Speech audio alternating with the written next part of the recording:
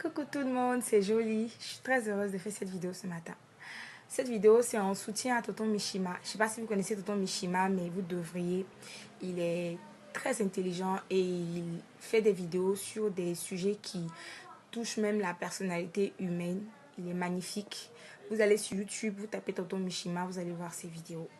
Donc, je rebondis sur une de ces vidéos que j'ai eu à voir sur YouTube et qui m'a vraiment touchée, qui s'intitule « Je n'aurais pas dû ». Alors, dans cette vidéo, il rend un témoignage sur un jugement qu'il a porté sur quelqu'un alors qu'il ne le connaissait pas, alors qu'il ne savait pas que cette personne-là était handicapée.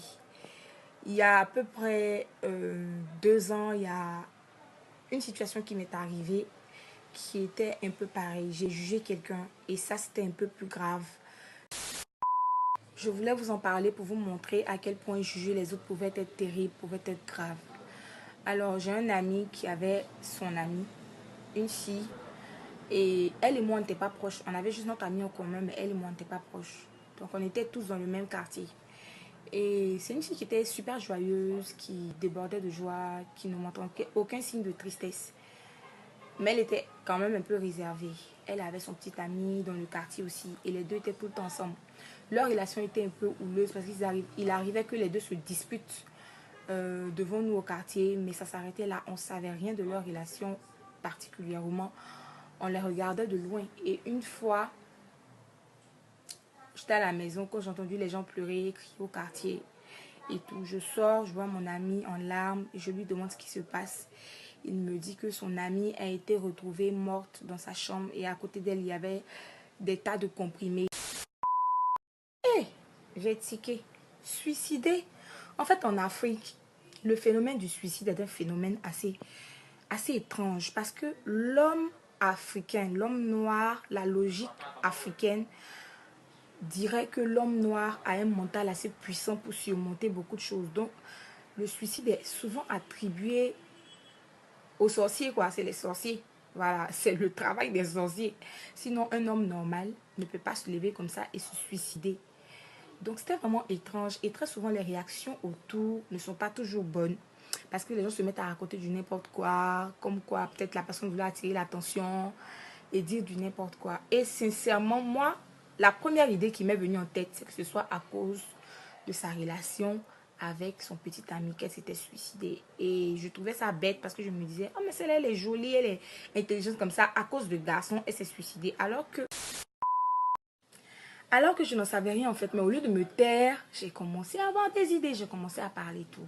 Et c'est après qu'on a appris qu'en fait, elle avait vu sur Facebook que ses 2 parents étaient morts dans un accident. Et quand elle a appris la nouvelle, elle était tellement choquée, tellement étonnée qu'elle a appelé sa tante. Et sa tante, au lieu d'attendre que sa grande soeur arrive là-bas pour lui annoncer elle-même la nouvelle, elle a pris les devants et elle a dit oui, effectivement, tes 2 parents sont morts. Et elle a commencé à pleurer et tout ça.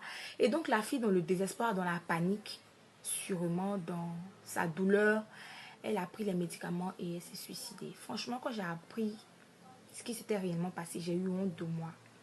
Ce que j'ai fait en premier, c'est aller à l'église. Et ce jour-là, je vous assure que j'ai pleuré toutes les larmes de mon corps parce que je me disais qu'en fait, qu'est-ce qu'elle pouvait ressentir? Qu'est-ce que je ressentirais moi si je m'étais suicidée et que les gens commençaient à raconter des âneries sur moi?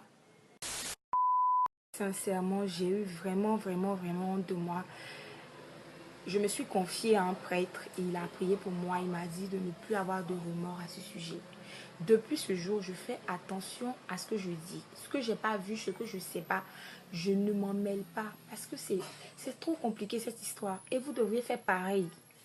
Vous ne devriez pas juger les gens n'importe comment. Il y a des gens, c'est leur travail. Dès qu'ils te voient, ils ont une idée arrêtée. Non, c'est là les gonflés. Non, c'est là les comme ceci. Approchez les gens, apprenez à les connaître avant de les juger.